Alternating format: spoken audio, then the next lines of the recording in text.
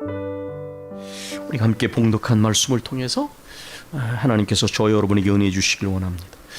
어떤 분이 책에다가 이런 표현을 썼습니다.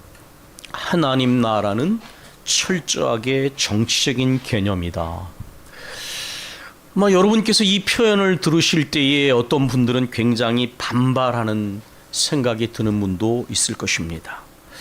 왜냐하면 한국 교회에서는 강단에서 정치 이야기하지 마라, 정치 이야기를 하는 것은 금기사항처럼 되어 있습니다. 왜냐하면 교회 안에는 다양한 정치적인 색깔을 가진 사람들이 있고, 그럴 때 자칫 정치적인 이야기를 언급하면 그것이 한쪽의 편을 들게 될 위험성이 크고, 또 그러한 체험들을 우리가 과거에도 했기 때문입니다. 저 자신도 청년 시절에 언짢은 기억들이 있습니다. 선거철만 되면 각 후보들이 교회 예배 시간에 나와서 인사를 하는 것입니다. 평소에 교회에 나오지 않거나 한 번도 나온 적이 없는 사람이 선거철이 돼서 교회에 나와서 하나님께 예배를 드리는 시간에 나와서 선거 유세를 하는 그런 장면을 봤을 때 아주 마음이 상했습니다. 심지어 어떤 사람은 이 교회 저 교회에 찾아다니면서 여러 교회에 소속된 것처럼 하거나, 아예 더한 경우는 종교를 넘나들면서 교회나 사찰이나 성당을 찾아다니면서 기독교인도 됐다가 천주교인도 됐다가 불교 신자도 됐다가, 이런 부정적인 경험을 하고 나면 신앙의 본질은 거룩함인데 이용당하는 느낌이 들고 종교가 세속화되는 느낌이 들었기 때문에, 그래서 한국 교회에서는 강단에서 정치 얘기하지 마라. 그런데다가 그러한 생각을 가지고 있는 데다가 하나님 나라는 철저하게 정치적인 개념입니다라고 이야기를 하면 아마 거부 반응을 가지시는 분들도 있을지 모르겠습니다. 저는 새벽 기도를 할 때마다 당회와 교회를 뿐만 아니라 당회와 노회와 총회라는 7위 기관들을 위해서 기도합니다. 왜냐하면 이 7위 기관이라고 하는 것은 그야말로 잘 다스리는 것입니다. 상급 기관으로 올라갈수록 더 분별력과 통찰력을 가지고 개교회와 성도들을 지도하기 위하여 당회가 있는 것이고 노회와 총회가 있는 것입니다. 그러나 유감스럽게도 한국 교회에는 상급 기관으로 올라갈수록 정치화된 경우가 참 많습니다. 이것은 하나님께 반드시 회개할, 이것은 죄악입니다. 지도자들을 세우시고 지도자들 통해서 노회와 총회를 맡는 것은 거기 가서 명예와 권력을 휘둘려하고 세우신 것이 아니라 바른 분별력을 가지고 이 복잡한 시대에 개교회와 성도들이 하나님 뜻대로 나아가도록 이끌 책임으로 그것을 세운 것이지, 자기네 교회나 자기의 이름을 내라고 권력으로 자리로 준 것이 아닌데, 이건 반드시 한국교회가 고쳐야 되는 부분입니다. 그렇기 때문에 이런 부분 때문에도 정치라는 단어는 기독교인들에게 좋은 이미지를 주지 못합니다. 오늘날의 한국에서의 더군다나 이 정치는 어감 자체가 좋지 않습니다. 우리가 경험하는 정치 현실은 긍정적이지 않습니다. 원래 인간의 삶을, 공동체적인 삶을 규정하는 아주 중요한 두 영역이 있습니다. 현실의 삶을 밀접하게 영향을 주는 그것은 바로 정치와 경제입니다. 그래서 정치와 경제가 제대로 작동하지 않으면 국민의 삶이 평안하지 않아요. 그래서 이 정치와 경제는 반드시 백성들의 삶을 평안하게 만들기 위해서 제대로 세워져야 되는 거예요. 그런데 한국 사회에서는 어떻습니까?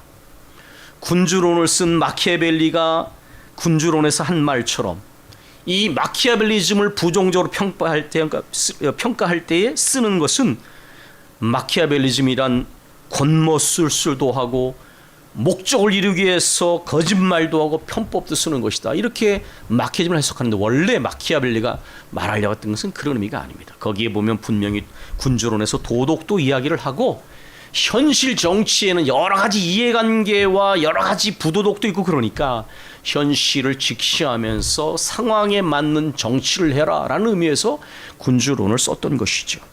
그러나 현실의 정치는 정말 권모술수와 거짓말과 편법이 난무하는 것을 많이 경험했습니다.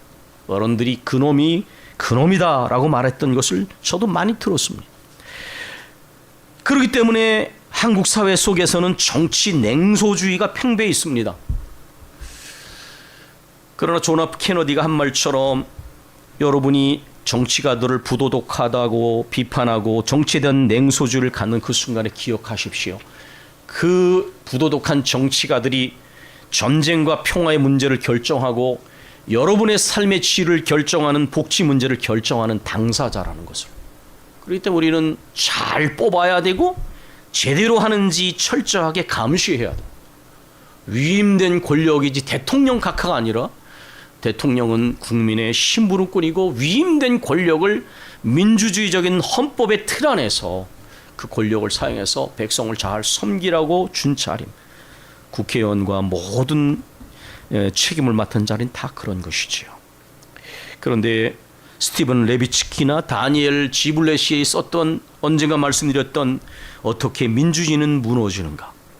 백성은 안중에도 없고 마키아벨리스트가 판치고 양극화된 정치, 대립적인 정당, 무너진 정치적 규범, 절제와 상호 존중은 눈 씻고 찾아볼 수 없는 정치판. 이러한 부정적인 경험들 때문에 우리는 과거의 부정적인 경험, 교회의 정치화, 그리고 현실 정치 부정적 경험 때문에 하나님 나라가 정치인 개념이다라고 말하면 누가 과연 이것을 선뜻 받아들이겠습니까? 그런데 여러분 생각해 보셨습니까? 그럼에도 불구하고 하나님의 나라는 철저하게 정치적 개념이 맞습니다. 나라는 통치입니다. 다만 어떤 정치냐를 물을 때에 이러한 세속적인 정치와 하나님 나라, 하나님의 다스리심은 하늘과 땅 차이처럼 그렇게 차이가 나는 것입니다. 오늘의 본문은 세상 정치, 변질된 정치뿐만 아니라 이 세상 정치를 흉내내서 종교적 권력을 가진 종교적 정치꾼들, 그 모습이 어떠한지를 예수님의 체포와 신문당하심을 통해서 아주 적나라하게 보여주고 있습니다. 여기 등장하는 빌라도와 대제사장 가야바와 또 대제사장 무리들과 그리고 선동당한 무리들이 보여주는 모습은 그야말로 이 권모술수, 부정적인 의미의 정치, 세상 정치를 적나라하게 보여줍니다. 그러나 그 가운데서도 무력하게 체포되시고 십자가의 길로 묵묵히 걸어가시는 주님의 고난당하심 속에서 하나님의 나라가 이 세상의 나라와 어떻게 다른지가 아주 선명하게 대조되고 있습니다. 이제 선동당한 무리들의 체포된 예수님이 이제 빌라도에게 넘겨졌습니다. 이제 빌라도가 질문을 합니다. 너희가 무슨 일로 이 사람을 고발하느냐? 가야바가 대답합니다. 이 사람이 행악자가 아니면 우리가 당신에게 넘기지 않았을 것입니다. 빌라도는 벌써 눈치를 챘습니다. 이 골치 아픈 종교 문제에 끼어들면 이익이 될 게 없다. 그래서 말합니다. 너희가 그를 데려다가 너희 법대로 재판해라. 그러니까 유대인들이 답변을 합니다. 우리에게는 사람을 죽이는 권한이 없나이다. 그런데 여러분, 무죄 추정의 원칙이라는 게 있죠. 피고는 죄인이 아닙니다. 고발을 당했지만은 재판에서 판결이 내려지기까지는 죄인이라 말할 수 없는 거예요. 근데 피고를 죄인처럼 생각하죠. 죄가 확정될 때까지는 무죄 추정의 원칙이 있는데 여기서 보면 이 유대인들은 우리에게는 사람을 죽이는 권한이 없나이다. 이것은 뭡니까? 예수님을 죽이려고 작정을 한 거예요. 합법적인 재판도 하지 않고요. 사내들이 공회 자체에 모인 게 불법적인 모임이었고, 그리고 예수님을 죽이고자 하는 이미 죄인으로 낙인 찍고 죽이고자 하는 이미 마음의 결정을 가지고 있었음을 보여줍니다. 이런 아주 난처한 상황에서 빌라도가 자기 관정과 유대인들 사이를 들락날락합니다. 다시 돌아와서 본디오 빌라도가 예수님에게 묻습니다. 네가 유대인의 왕이냐? 예수님이 말씀하십니다. 이는 네가 스스로 하는 말이냐 아니면 다른 사람들이 네게 한 말이냐? 빌라도가 대답합니다. 네가 유대인이냐? 관심 없었던 거야, 이 사람은. 이런 예수님이 유대인인 줄도 몰랐으니까. 네 나라 사람과 대제사장들이 너를 넘겼으니 내가 도대체 무슨 짓을 했느냐? 예수님이 명확하게 답변하십니다. 내 나라는 이 세상에 속한 것이 아니니라. 만일 내 나라가 이 세상에 속한 것이었다면 내 종들이 싸워서 나로 이 유대인들에게 넘겨지지 않았을 것이다. 이제 내 나라는 여기에 속한 것이 아니니라. 빌라도가 말합니다. 그러면 네가 왕이 아니냐? 예수님 말씀하십니다. 네 말과 같이 내가 왕이니라. 내가 이를 위하여 태어났으며 이를 위하여 세상에 왔나니 곧 진리에 대하여 증언하려 함이르다. 무릇 진리에 속한 자는 내 음성을 듣느니라. 여러분, 여기 예수님 말씀에 분명하게 두 가지가 나와 있습니다. 주님의 나라는 이 세상에 속하지 않았다. 이게 첫 번째입니다. 그리고 이 나라는 진리가 지배하는 진리의 왕국이다. 그래서 우리 주님께서는 실제로 이 요한복음 앞장에도 보면 언제나 명확하게 가르치셨어요. 은폐나 이런 것이 없었습니다. 명확하게 진리를 가르치셨고요, 진리만을 말씀하셨고요, 진리만을 행하셨어요. 하나님의 뜻이 진리이고 하나님의 뜻을 행하는 것이 진리인 것을 예수님은 아셨습니다.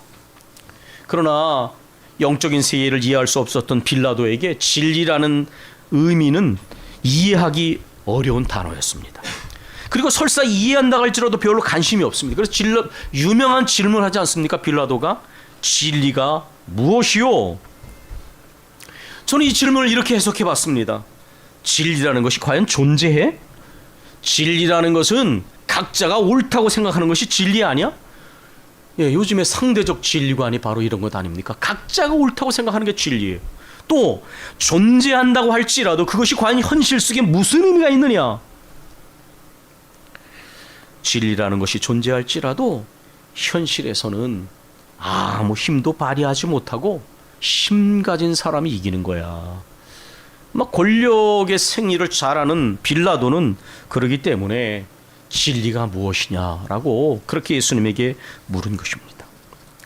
사실 빌라도는 노련한 정치가였기 때문에 이미 이러한 과정 속에 예수님이 아무 죄가 없다는 것을 알았습니다. 그리고 그들이 어떠한 시기 질투 가운데 종교적인 이유로 예수님을 자신에게 넘겼다는 걸 알고 있었습니다. 여러분, 이렇게 성경을 이렇게 자세하게 계속 읽으시면 새로움을 계속 깨닫게 되는데, 마태복음 27장 19절에 보면 아주 흥미로운 대목이 나옵니다. 그건 뭐냐면 빌라도의 아내가 꿈을 꿨습니다. 꿈을 꿨는데 그 계시적 꿈이었는데 예수님이 아무 죄가 없다는 것을 이 빌라도의 아내가 알고 아주 애를 태웠다라는 것입니다. 그리고 꿈을 깨고 나서 남편에게 얘기했습니다.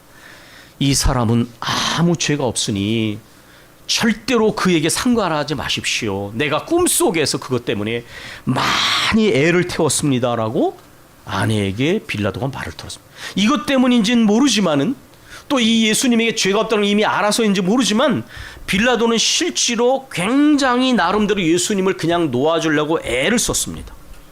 예수님과의 대화가 끝나고 다시 유대인들에게 갔습니다. 빌라도가 말합니다. 나는 그에게서 아무 죄도 찾지 못했노라. 6월절이 되면 관례에 따라서 내가 한 사람을 사면해 주는 관례가 있으니 내가 너희에게 유대인의 왕인 이 예수를 놓아주기를 원하느냐? 이것은 우문이죠. 절대로 그렇지 않죠. 선동당한 우중인 유대인들은 이 사람이 아니라 바나바라 이렇게 말합니다. 근데 여러분, 이 십자가 처형이 무엇인지 아십니까? 그것은 정치적으로 중한 범죄를 지은 사람이나 중대한 민생 범죄를 범한 그런 사람을 처형하는 사형틀이에요. 그렇기 때문에 오히려 반란을 일으키고 민중봉기를 일으킨 바라바가 오히려 십자가 처형이 돼야 돼요. 그런데도 불구하고 예수님을 처형하라고 지금 말하고 있는 겁니다. 그러나 이 빌라도는 계속해서 적당히 한 다음에 예수님을 놓아주고 싶어 했어요. 그래서 이렇게 말합니다. 내가 때려서 놓겠노라.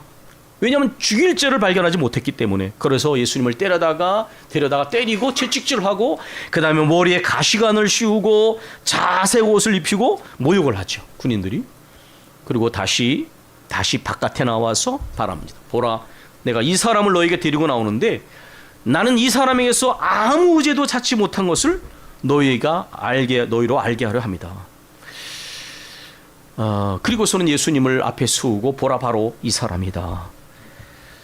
그러나 이미 바른 분별을 잃어버린 그 무리들, 선동되어진 사람들은 예수님을 보자마자 십자가에 못 박게 하소서, 십자가에 못 박게 하소서라고 말합니다. 빌라도가 답변합니다. 너희가 그러면 친히 데려다가 못 박아라. 나는 그에게서 죄를 찾지 못하겠나라.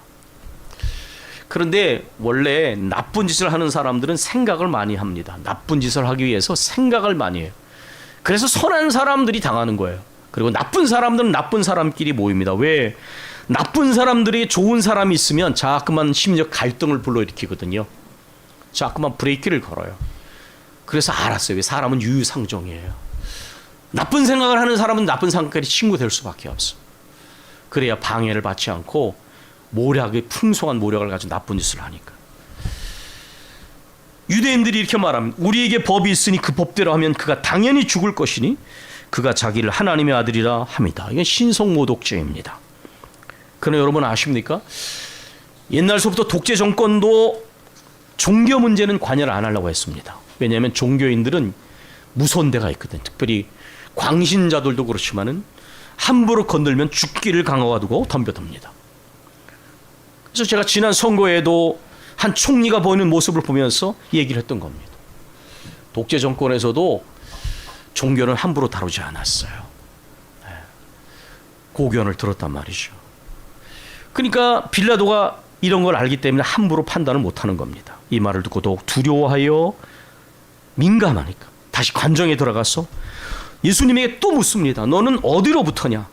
예수님이 아무 말씀을 하지 않으셨어요. 왜? 이해하지 못하니까. 빌라도가 말합니다. 내게 말하지 아니하느냐? 내가 너를 놓을 고난도 있고 십자가에 못 박을 고난도 있는지 알지 못하느냐? 예수님이 이렇게 답변하십니다. 위에서 주지 아니하셨다면 나를 해할 고난이 없었으리니 그러므로 나를 내게 넘겨준 자의 죄는 더 크다. 여러분, 빌라도는 계속 갈등을 느끼고 예수님에게 범상치 않음을 느꼈습니다. 그래서 예수님을 놓으려고 많이 애를 씁니다. 그럴 때 유대인들이 말합니다. 이 사람을 놓으면 가이사의 충신이 아니니이다. 무릇 자기를 왕이라 하는 자는 가이사를 반역한 것이니이다. 여러분, 이게 얼마나 큰 협박인지 아십니까? 왜냐하면 로마 황제는 비교적 관용적인 정책을 써, 종교 문제에 대해서. 그런데 몇 가지 민중 봉기를 이렇게 소요를 일으킨다든지 황제에게 거역하는 것은 예외가 없는 가장 아주 민감한 문제였어요.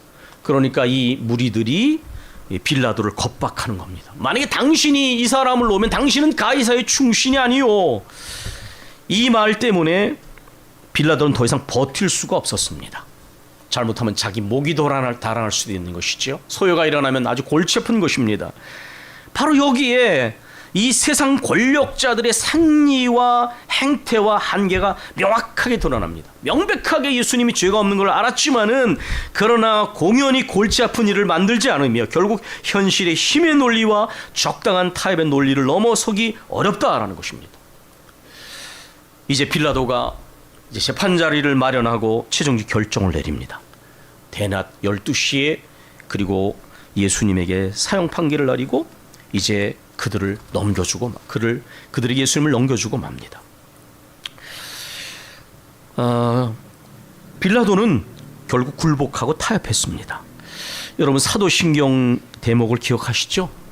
본디오 빌라도에게 고난을 받으사 십자가에 못 박혀 죽으시고, 비록 굴복해서 한 일이었지만은 빌라도는 영원히 부끄러운 이름으로 그렇게 기독교인들에게 각인되어 있습니다. 그런데 나중에 예수님을 십자가에 못 박을 때 알량한 심교루기를 합니다. 죄패의 히브리어, 헬라어, 라틴어로 유대인의 왕이라고 썼는데 대제사장들이 비유에 거슬려서 말합니다. 유대인의 왕이라 쓰지 말고 자칭 유대인의 왕으로 쓰라. 빌라도가 말합니다. 내가 쓸 것을 썼다. 자기 나름대로 밀고 당기는 그런 걸 하는 거죠. 그리고 나름 선의도 베풉니다. 예수님이 죽으신 다음에 예수님의 시신을 아리마대 요셉에게 넘겨주지 않습니까? 자, 이것이 세상의 나라의 생리와 속성과 한계입니다. 그러면 세상의 나라와 하나님의 나라 어떻게 구분되는지를 말씀드리고 이제 말씀을 마칩니다. 우리가 고백하는 사도신경, 본디오 빌라도에게 고난을 받으사 십자가 못 박혀 죽으시고 장사된 지 사흘 만에 죽은 자 가운데 다시 살아나셨으며 하늘에 오르시어 전능하신 하나님 앞에 앉아 계시다가 거기로부터 살아있는 자와 죽은 자를 심판하러 오십니다. 세상 권력의 기준으로 보면 예수님은 철저하게 패배자였습니다.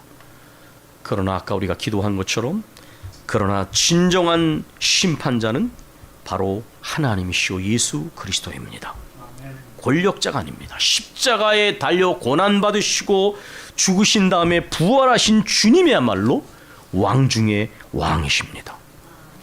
저는 그러기에 그리스도인들이 세상 권력을 자를 존중할진 모르나 하나님보다 더 두려워하는 것은 그리스도인의 모습이 아니라고 생각합니다. 존중을 할 수 있으나 하나님 두려운 줄 모르고 세상 권력에 굽신거리면 그건 그리스도인의 모습이 아니라는 것입니다. 주기도문의 마지막 부분을 기억하십니까? 나라와 권능과 영광이 영원히 아버지의 것입니다. 여러분, 이 나라가 어디에 있습니까? 이 나라 어떻게 실현됩니까? 이 나라는 말씀과 성령 가운데, 기도 가운데 실현되는 나라입니다. 이 나라는 어디에 있습니까? 하나님의 나라는 너희 가운데 있느니라. 사도행전 2장에 가면 거기 성도들이 함께 떡을 떼며 교제하는 장면이 나옵니다. 우리가 점심에 먹는 이 밥 같은 것입니다. 세상에서는 여러 가지 부요함과 낮음과 높음이 있지만 주일날 똑같은 밥과 반찬을 먹음으로 여기는 모두가 소중한 사람이고 약한 사람일수록 더 배려하는 이 하나님 나라의 실현의 현장이 밥상 공동체예요. 나는 성령을 믿으며 거룩한 공교회와 성도의 교제와 이게 무엇입니까? 교회는 하나님 나라를 실현하는 현장이 되어야 된다는 거예요. 서로를 존중하고 약한 사람일수록 배려하면서 하나님의 나라는 그래서 말씀과 성령 안에서 살아가는 은혜 공동체 안에 하나님 나라가 실현되어지는 거예요. 이 세상의 나라는 이런 나라가 아니지 않습니까? 그런데 한 가지, 그러나 이 나라를 경험하면 이 나라의 에너지가 이 세상 속에 영향을 미칩니다. 서구의 기독교적인 배경을 가진 나라들 가운데 비교적 왜 상호 존중하고 약자를 배려하고 혼자 사는 것이 아니라 더불어 살아가고 정직하게 되었을까요? 그것은 바로 이 하나님 나라의 에너지가 이 세상 상대적인 세계에 긍정적으로 작용했기 때문입니다. 우리 한국 기독교는 이걸 회개해야 돼요. 1200만이 있었으나 우리 기독교인들을 통하여 어떻게 세상이 악의다툼을 하는 세상이 아니라 더불어 살아가고 정직하고 믿을만하고 서로를 존중하고 배려했느냐. 교회는 너무 많이 컸지만 세상을 미쳐주는 영향은 너무 적었어요. 이제 말씀을 마칩니다. 우리 주님은 이렇게 말씀하셨어요. 회개하라, 천국이 가까웠느니라. 탐욕과 욕심과 권력욕과 명예욕과 물욕을 벗어나서 하나님께로 돌이킨 백성들은 말씀과 성령 안에서 그 은혜의 능력 안에서 마음이 새로워져서 더불어 살아감과 상호 존중과 배려의 하나님 나라를 실현하며 사는 것입니다. 이런 에너지를 가진 사람들은 이 세상 세계 속에서 이러한 에너지를 통하여 서로 존중하고 배려하면서 참으로 더불어 살아가는 나라가 되도록 선한 영향력을 미치게 되는 것입니다. 하나님의 나라가 이 세상의 나라와 어떻게 다르고 구분되고 동시에 연결되는지 주께서 깊은 깨달음 주시길 원합니다. 우리 기도하겠습니다.